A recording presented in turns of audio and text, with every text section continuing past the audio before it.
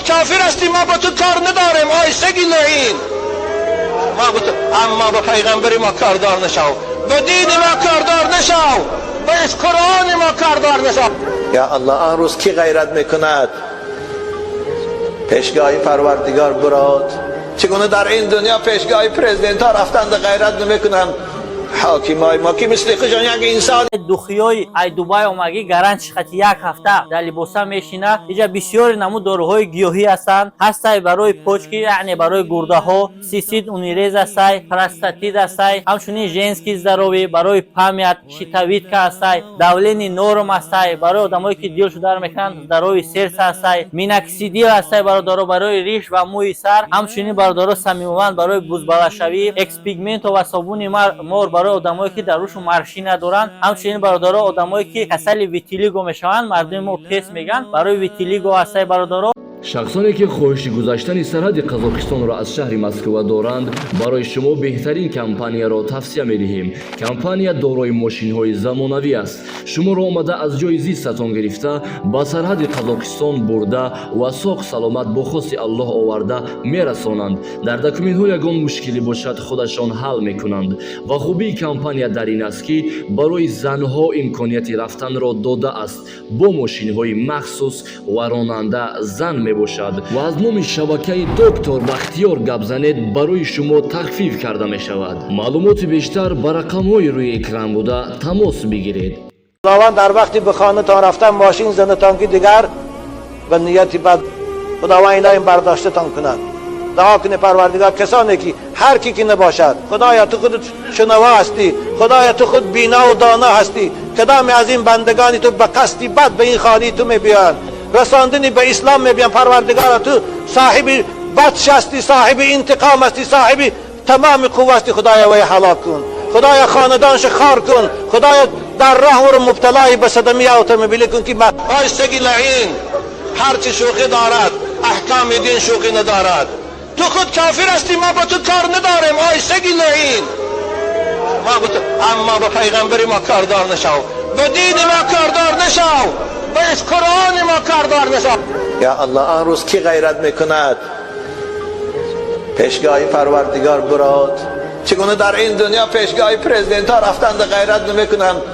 حاکمای ما که مثل خشان یک انسانی ضعیف است، مثل خشان، مثل حسنی مبارک بارین 2 روز پس لاتینا در کار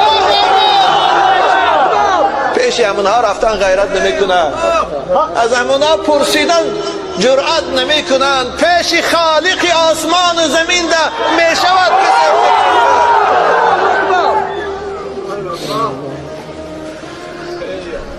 پیش آدم میرن، فیاتون آدم فیقولون یا آدم انت ابو البشر. پیش آدم میرن، آدم هم در اونجا هست. ای آدم، شما بابای ما بوده، شما پدری همه ما بوده، پدر برای فرزندش مهربان و غمخوار است.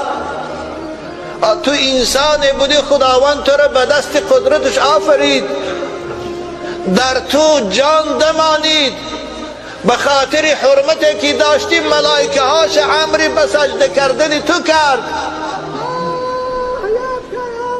ملائکه ها تو را سجده کردند، تو را تعظیم کردند. الان ما محتاجیم. ای آدم، ای پدر بزرگوار، بیا پیشگاه خدا را ما را شفاعت کن، از این سختی خلاص کن. اشفع لنا عند ربک. یا الله، ببین آدم چی میگوید؟ حضرت آدم علیه السلام چی میگوید؟ ان ربی غضب اليوم غضبا لم یغضب قبله مثله ولن یغضب بعده مثله. امروز من نمیتونم شما را یاردم کنم فرزندان عزیزم، زیرا امروز خداوند به صفت قهاری و جباریش تجلی کرده است. امروز او غضب دارد که هرگز با این غضب تجلی نکرده بود و من بعدم نمی کند. من من غیرتی به او روپرو شدن ندارم. وای به حال انسان آن روز وقتی که آدم شفیع الله نمیتواند شفاعت کند.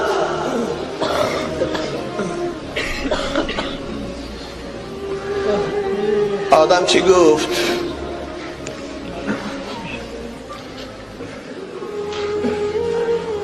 من نمیتوانم شما را شفاعت کنم، من نمیتوانم واسطه شوم. ترى انه نهانی عن شجره فعصیته نفسی نفسی. او منم سپارش داده بود که به این درخت در بهشت نزدیک نشم، اما من خودم کنترل کرده نتانستم و به این درخت منهی نزدیک شدم. خودم در پیشگاه پروردگارم خجالت و شرمنده کردم. من چگونه با این خجالت و شرمندگی به او روپرو شوم؟ اذهبوا الى غیری، روید پیش نوح، روید پیش ابراهیم، روید. فیاتون الى نوح، نزد حضرت نوح میرن. فیقولون یا نوح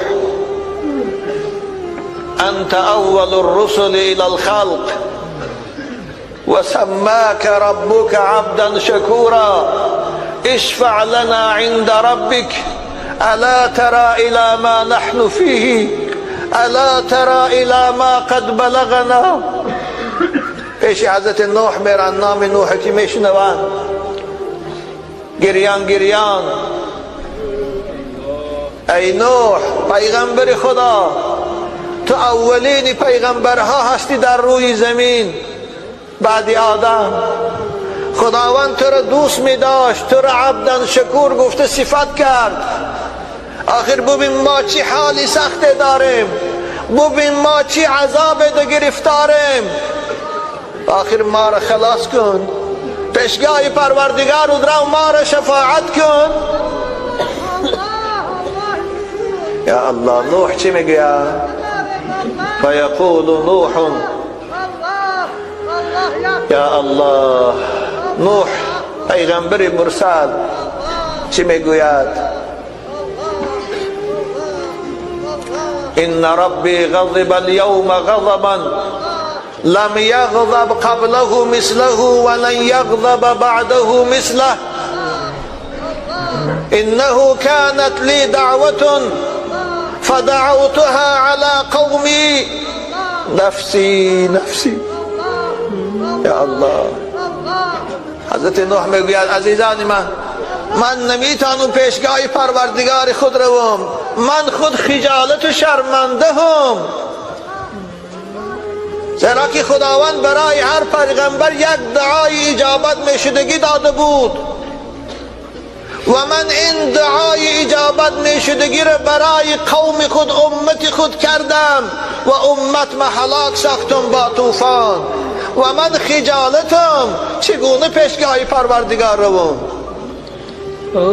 من خود میترسم که آیا جان خودم در عذاب نباشد، آیا جان خودم فقط مستحق دوزخ نشود. من میترسم. نفسی نفسی. به نفس خود شود هر کس گرفتار، غمی جان میخورد فارغ ز اغیار. یا الله. ائتوا الى ابراهیم. هرگز با این غضب تجلی نکرده بود و من بعدم نمی کند. من غیرتی به او روپرو شدن ندارم. وای به حال انسان آن روز وقتی که آدم شفیع الله نمیتواند شفاعت کند.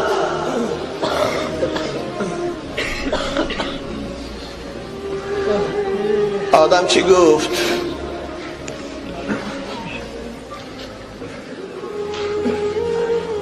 من نمیتوانم شما را شفاعت کنم، من نمیتوانم واسطه شوم.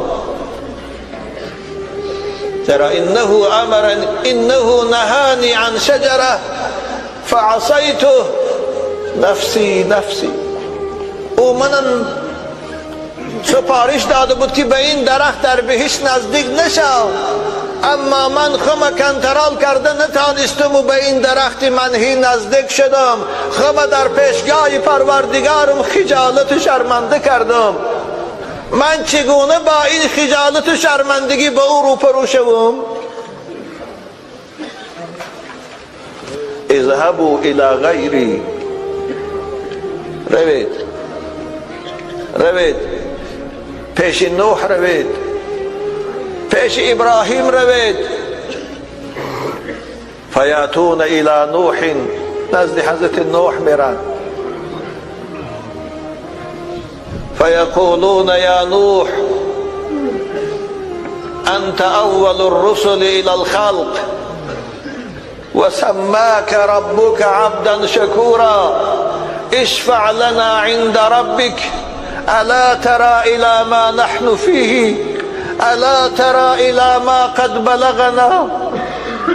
پیش حضرت نوح میرن، نام نوح کی میشنوان، گریان گریان ای نوح پیغمبر خدا، تو اولین پیغمبرها هستی در روی زمین بعد آدم.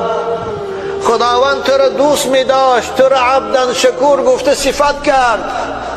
آخر ببین ما چی حالی سخت داریم، ببین ما چی عذاب ده گرفتاریم. آخر ما را خلاص کن، پیشگاه پروردگار و درو ما را شفاعت کن. یا الله، نوح چی میگه؟ فیقول نوح یا الله. نوح پیغمبر مرسل چی میگوید؟